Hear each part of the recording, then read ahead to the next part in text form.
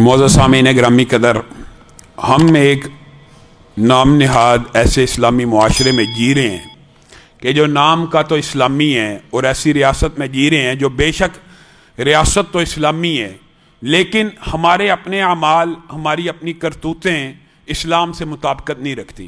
اس کی کیا وجہ ہے؟ ایک اسلامی ریاست کے اندر، ایک اسلامی معاشرے کے اندر کیا آج ہمیں یہ تبلیغ کرنے کی ضرورت ہونی چاہیے تھی کہ 14 فروری آ رہا ہے، فحاشی اور عریانی اور بدماشی کا عالمی دن آ رہا ہے؟ اس حوالے سے لوگوں کو اگر اس معاشرے میں بھی سمجھانے کی ضرورت ہے تو پھر یہ نام کا ہی اسلامی ہے۔ کہاں پہ ہیں وہ لبرل مافیاز کی آنٹیاں اور محبتی مافیا کلچر جو کہتا ہے کہ سیمنٹ کی بوری مسجد میں دینے سے بہتر ہے آٹے کی بوری ہمسائے کو دے دو؟ کہاں پہ ہیں وہ جو نعرے لگاتے ہیں قربانی کا، بکرا ذبح کرنے کی بجائے غریب کی بیٹی کا جہیز تیار کر لو؟ وہ جو نعرے، دعوے، یہ جو بوریاں اور یہ جو جہیز کے نعرے ہیں، یہ صرف قربانی اور حج کے ایام میں ان کو یاد آتے ہیں۔ یہ جو ویلنٹائن ڈے 14 فروری کو آ رہا ہے، پوری دنیا میں اربوں ڈالر صرف کارڈز، کیک، پھول اور بدماشی، عیاشی، فحاشی کے لیے خرچ کرنے ہیں۔ وہ غریبوں کی جیب میں نہیں جا سکتے، اس سے غریب کی بیٹی کی شادی نہیں ہو سکتی، اس سے جہیز تیار نہیں ہو سکتا۔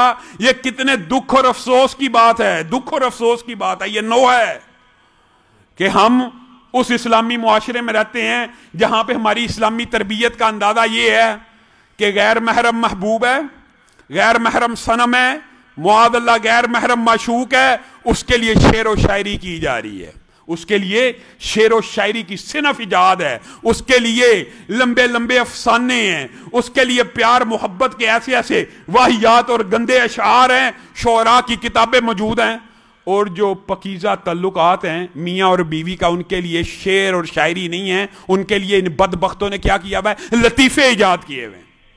یہ ہماری اسلامی معاشرہ، یہ ہماری اقدار ہیں کہ غیر محرم صنم کے لیے شعر و شاعری کی صنف ہے، اور حلال پکیزہ پوتر محترم احترام والے رشتوں کے لیے آپس میں لطیفے ہیں۔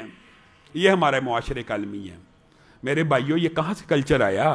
یہ ویلنٹائن، اس کی اگر آپ تاریخ اٹھا کر دیکھیں تو مذاہب کے اندر عیسائی بھی مذہبی طور پہ اس کو ناپسند کرتے ہیں۔ مذہب کیسے ہو سکتا ہے؟ کون سا مذہب ہے جو فحاشی اور عریانی کو، بغیرتی کو پسند کرتا ہو، بدماشی کو؟ کون سا مذہب پروموٹ کرتا ہے؟ کوئی نہیں کرتا۔ یہ خود ساختہ باتیں ہیں، یہ من گڑت فلسفے ہیں۔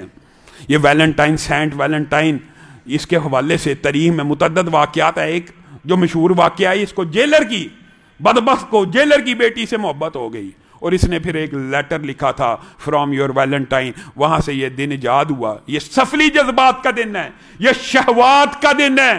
کون اس سے بڑا بدبخت ہوگا جو اس دن پھول خریدے گا، پھول بیچے گا، پھول تحفوں میں دے گا؟ یہ پھول اسلام کے اندر غیر محرم رشتوں کے لیے ہیں۔ بتائیے، جس اسلام میں لا تقربوا الزنا، بتائیے قرآن پاک میں، ہاں ٹھیک ہے زنا نہیں کرنا چاہیے، یہ احادیث تو ملتی ہیں، لیکن قرآن تو اس سے پہلے کی بات کرتا ہے، لا تقربوا الزنا، زنا کے قریب بھی نہیں جانا۔ کیا دو غیر محرم آپس میں اکیلے ہو جائیں؟ رسول اللہ کہتے ہیں تیسرا شیطان ہے۔ جس اسلام کے اندر خوشبو لگا کے عورت بازار میں نکلے، لوگ اس کی طرف متوجہ اور رسول اللہ اس کو کہیں گویا یہ ایسی ایسی ایسی ہے، یعنی بری عورت ہے۔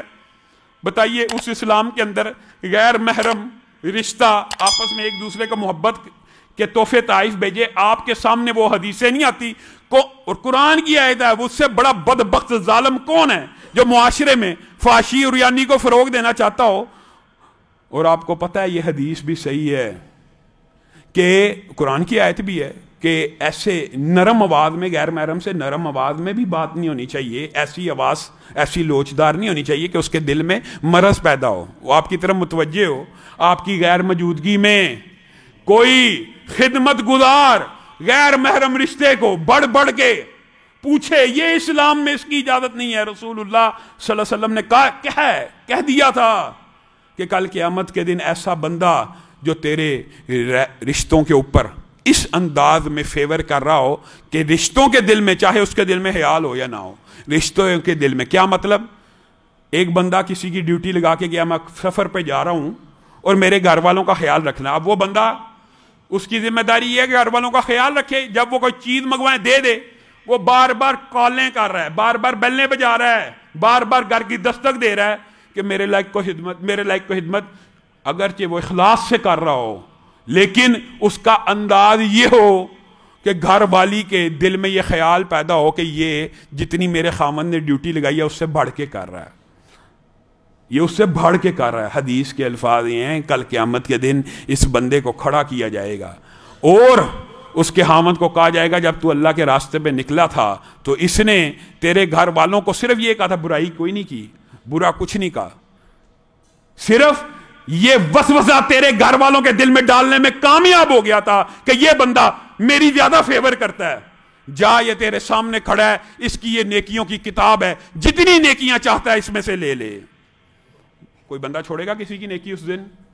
میرے بھائیو، یہ اسلام کے اصول ہیں۔ غیر محرموں سے اس طرح ہنس ہنس کے باتیں کرنا عام جائز نہیں ہے، تو محبت کا اظہار اور دکھ ہوتا ہے، افسوس ہوتا ہے۔